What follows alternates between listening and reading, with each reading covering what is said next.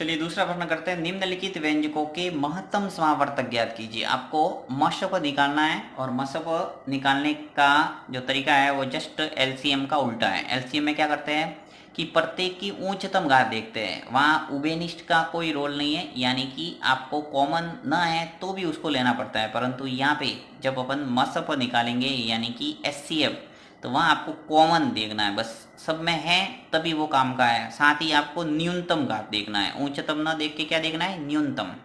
तो इसको करते हैं जिससे आपके क्लियर हो जाएगा। देखिए सबसे पहला जो बहुपद दे रखा है ए की घात 3 और बी की घात 4। चलिए इसको मैं गुणा के रूप में लिख लेता हूँ, ए की घात 3 इंटू बी की घात 4।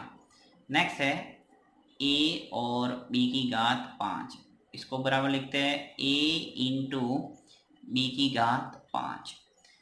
तीसरा जो व्यंजक दे रखा है ए स्क्वायर और बी की घात 8, यहाँ लिख लेते हैं ए स्क्वायर इंटू बी की घात 8। अब मुझे इन तीनों का क्या निकालना है, महत्तम समावर्तक यानी कि एचसीएफ। तो एचसीएफ क्या हो जाएगा, देखिए एचसीएफ में बस यही ध्यान रखना है कि सब में है या नहीं। देखिए जैसे ए है तो ए आपको सब में नजर आ रहा है या नहीं, तो ए सब में मुझे नजर तो आ रहा है। अब मुझे क्या करना है, सबसे न्यूनतम घात लेना है। न्यूनतम यानी सबसे छोटी घात कौन सी है, किसमें है, यहाँ 2 घात है, यहाँ 3 घात है और यहाँ 1 घात है, तो मुझे कौन सा लेना है, 1 घात वाला यानी ए। फिर इंटू, फिर देख लो बी, तो बी है, बी भी सब में है, इसमें भी है, इसमें और इसमें, तीनों में नजर आ रहा है। जैसे मान लो इसके अंदर नहीं होता और सिर्फ 2 के अंदर होता तो ये बी काम का नहीं होता और ए जो है यही इसका क्या हो जाता, एचसीएफ।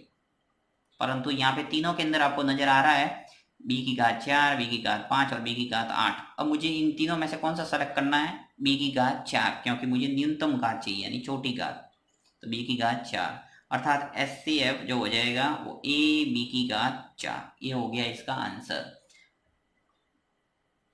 चलिए एक और प्रश्न करते हैं जिससे बिल्कुल क्लियर हो जाएगा एचसीएफ। 16x² y², तो इसको 16x² y²। अब जैसा कि आगे अपन ने जब लसापा निकाला तब मैंने आपको बताया था कि संख्या का क्या किया जाता है, पहले अभाज्य गुणनखंड। तो अभाज्य गुणनखंड कर दो, 16 के अभाज्य गुणनखंड करेंगे यानी 2 इंटू 2 इंटू 2 इंटू 2। और जो चर राशियां वो आपको ऐसे ही घात के रूप में ही लिख लो, इसको खोलने का काम नहीं, क्योंकि वापस अपन घात चढ़ानी पड़ती है, इससे बेस्ट है आप खोलो ही मत। और y², तो इसको घात के रूप में लिख लेता हूँ। देखिए 1 2 3 और 4, तो 2 की घात 4 और यहाँ पे x की घात 2 और इंटू y की घात 2। चलिए इसका काम हो गया। नेक्स्ट 48x की घात 4 और z बराबर, अब 48 के भी आपको वही अभाज्य गुणनखंड करना है, तो अभाज्य गुणनखंड लिख लेता हूँ 2 इंटू 2 इंटू 2 इंटू 2।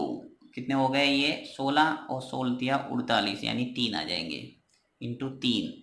फिर x की घात 4 इंटू जेड, ये आगे सभी इसके अभाज्य गुणनखंड। इसको भी घात के रूप में लिख लेते हैं।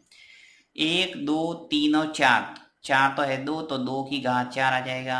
फिर इंटू, यहाँ 3 है तो यहाँ आ जाएगा 3। फिर इंटू x की घात 4 और आ जाएगा z। अब आपको इन दोनों के अंदर अच्छे ढंग से देखना है एचसीएफ के लिए कि कॉमन कौन कौन सी संख्या है, यानी समान है वही काम का है। तो देखिए 2 की घात 4 यहाँ पर भी है और 2 की घात 4 यहाँ पर भी है, तो ये काम का है, तो यहाँ पे 2 की घात 4 लिखना पड़ेगा।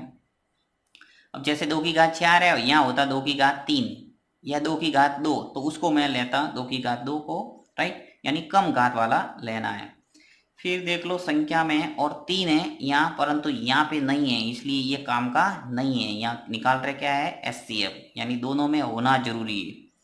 फिर x² की बात करें तो x² यहाँ पे है और यहाँ x है, यानी चर है वो x है, राइट। तो x की घात 4 है, यहाँ x की घात 2 है, तो मैं x की घात 2 को सेलेक्ट करूंगा।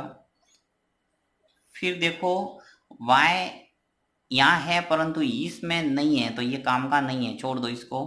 फिर जेड देखो, जेड इसमें है परंतु इसमें नहीं है, यानी कि जेड भी काम का नहीं है, तो यही आपके क्या हो जाएगा, HCF, अर्थात आगे कोई पद नहीं है, इंटू को काट दो। अब 2 की घात 4 इंटू एक्स स्क्वायर यही है, तो इसको सरल करके थोड़ा लिख लेता हूँ। 2 की घात जो 4 होता है वो क्या होता है 16, और पीछे आ जाएगा एक्स स्क्वायर, तो ये आ गया इसका HCF। तो ये है तरीका किसी बीजीय व्यंजकों का महत्तम समावर्तक ज्ञात करने का।